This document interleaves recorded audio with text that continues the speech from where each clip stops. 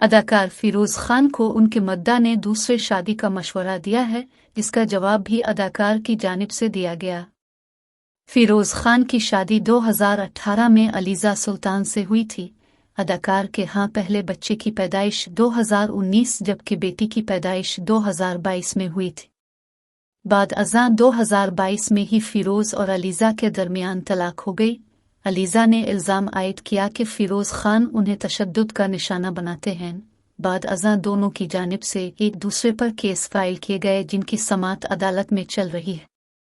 ताहम आज तक फिरोज खान ने दोबारा घर बसाने के बारे में बात नहीं की।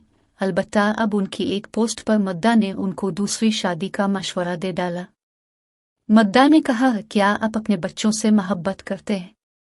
आपको किसी और खातून से शादी कर लेनी चाहिए। मैं 24 बरस का हूँ और मेरी 2 बीवियाँ हैं।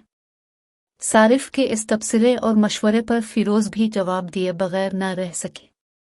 अदाकार ने कहा, आपने सिर्फ वही किया जो आपको बताया गया था, बहुत आला। एक और मद्दा ने फिरोज से सवाल किया कि अब भाई इंडस्ट्री छोड़ दी है। जवाब में उन्होंने कहा, इंडस्ट्री नहीं छोड़ती भाई को।